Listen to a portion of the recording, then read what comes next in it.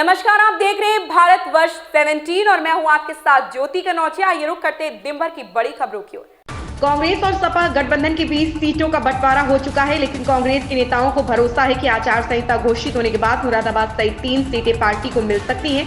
दूसरी ओर से सपा मुरादाबाद की सीट छोड़ने को तैयार नहीं है। कर्नाटक की कांग्रेस सरकार को बड़ा झटका लगा। दरअसल कर्नाटक सरकार द्वारा लाया गया हिंदू धार्मिक संस्थान और धर्मार्थ बंदोबस्ती संशोधन विधेयक विधान परिषद से पारित नहीं हो सका। विपक्षी पार्टियों भाजपा और जेडीएस ने इसका विरोध किया। विधान परिषद में विपक्ष के पास बहुमत है, ऐसे में विपक्ष के विरोध के चलते विधान परिषद से यह विधेयक पारित नहीं हो सका है। उपराज्यपाल वीके सक्सेना ने भारत के नियंत्रक एवं महालेखा परीक्षक कैग की 5 रिपोर्ट को दिल्ली विधानसभा की पटल पर रखने के लिए मुख्यमंत्री अरविंद केजरीवाल को पत्र लिखा।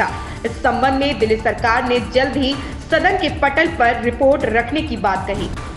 जयराम रमेश ने कहा कि टीएमसी से अभी भी बातचीत चल रही है। टीएमसी के लिए हमारे दरवाजे हमेशा खुले हैं। टीएमसी ने भी कहा है कि वे इंडिया गठबंधन को मजबूत करना चाहती है और सबसे बड़ा मकसद भाजपा को हराना है।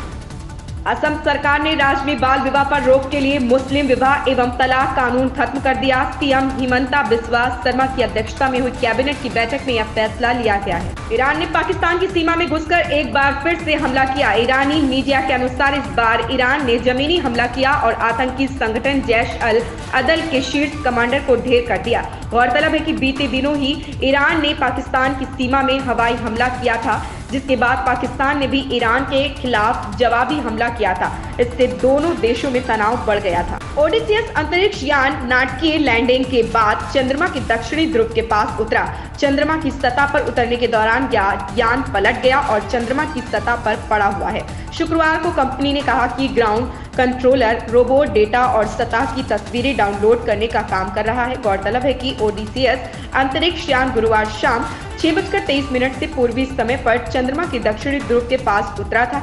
इस दौरान वैज्ञानिकों की टीमों को एक बैकअप पर काम करना पड़ा था और रेडियो संपर्क स्थापित करने में कई मिनट लग गए थे। छत्तीसगढ़ के सुकमा जिले में डीआरजी जवानों और नक्सलियों के बीच मुठभेड़ हो गई। इस मुठभेड़ में एक नक्सली मारा गया, साथ ही हथियार भी बरामद हुए हैं। खबर है कि इस मुठभेड़ में अन्य नक्सली भी घायल हो सकते हैं। अभिनेता आयुष्मान खुराना विश्व प्रसिद्ध बाबा महाकाल के दरबार में पहुंचे, जहां उन्होंने चांदी द्वार से बाबा महाकाल का पूजा अर्चन कर उनका आशीर्वाद प्राप्त किया। इस दौरान उनके साथ स्टाफ के अन्य लोग भी मौजूद थे। सभी ने पूरी भक्ति से बाबा महाकाल के दर्शन किए।